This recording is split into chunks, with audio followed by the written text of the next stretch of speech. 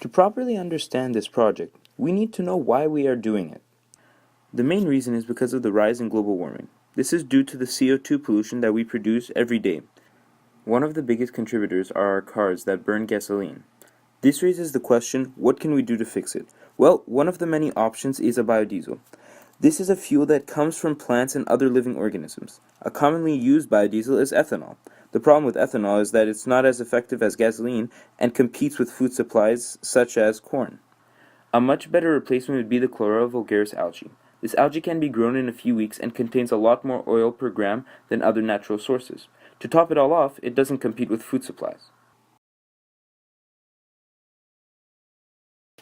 March 15th. In today's lab, we did the inoculation of Chlorella vulgaris. Inoculation means to create an environment that helps the growth of the specimen by the use of substances. This was done by mixing defined amounts of a glycerol solution, a culture of algae strain, and a BBM solution.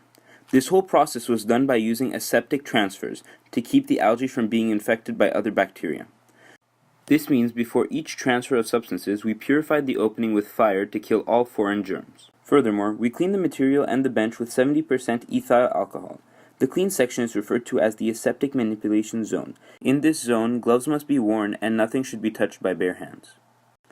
March 28th. The purpose of today's lab was to measure the absorbance of algae, to learn the use of the spectrometer, and to learn the proper micropipetting techniques. The theory behind the spectrometer is that it sends light of a certain wavelength at the solution. During this lab, we will be using a wavelength of 685 nanometers. Some of it will be absorbed due to photosynthesis, while the rest will pass through. This will tell us how well the algae is growing. So what you do is put some of the solution into a small cuvette, making sure not to dirty the sides with your fingerprints, then place that into the machine and press measure.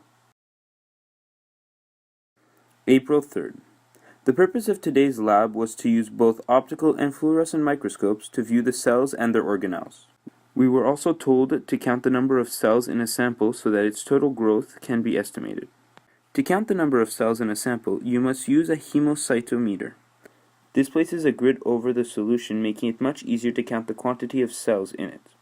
The number found in this count is then divided by the number of squares and then multiplied by 10 to the power of 4. This then gives the cell concentration in cells per milliliters. April 3rd. The purpose of this lab is to extract oil from the algae. This is done by the use of a centrifuge and water. First off, you will fill 2 test tubes with 50 milliliters of algae and centrifuge for 4 minutes. This will separate the algae from the liquid it was floating in. Then the liquid is emptied and 20 milliliters of water are added to wash the substance. We then repeat the process by centrifuging and deliquefying the solution. At that point, it is put into a metal plate with 2 milliliters of water and put into the oven to dry. After that, the dried algae can be crushed to extract oil.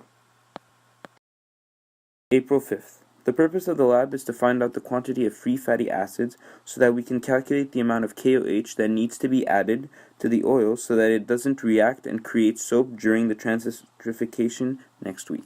This step is important because if too much of the catalyst is added, it will react with the oil and make soap. The soap will then cause problems during the purification of the biodiesel.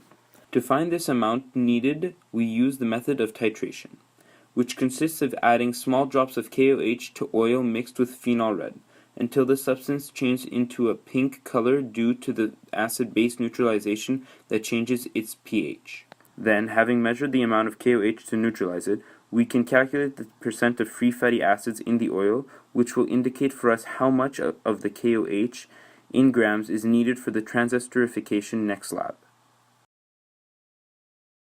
The purpose of this lab is to create biodiesel using the vegetable oil and methanol mixed with the catalyst KOH measured in the previous lab.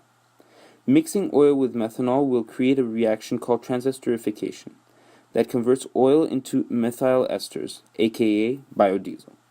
This will also produce glycerol in the reaction.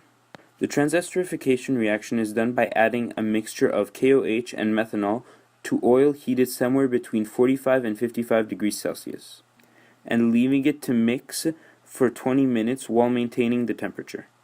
After that, it is then left to cool down and covered with aluminum foil. The purpose of today's lab is to clean our biofuel so that it can be used. As seen in the previous lab, the reaction that creates biodiesel also creates glycerol. Since we have the biodiesel floating over the glycerol, we need to separate them. To do so, we will use the decanting method, which consists of pouring the substance using a rod to keep the denser substance from falling in. Then the biodiesel is taken and poured into an extraction flask, and 20% of its weight in water is added. It is then shook very well and left to sit for 24 hours at least.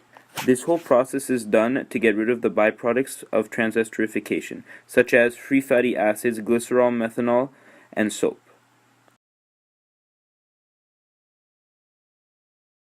April 12th. The purpose of this lab is to measure the energy content of the biofuel we made and compare it to that of regular fuel. For example, ethanol, octane, petrodiesel. We will first weigh the fuel, then light it so that it heats a can of water for 3 to 5 degrees, then turn it off and reweigh it. This will permit us to measure the energy content of the fuel by using the equation Q equals mc delta T.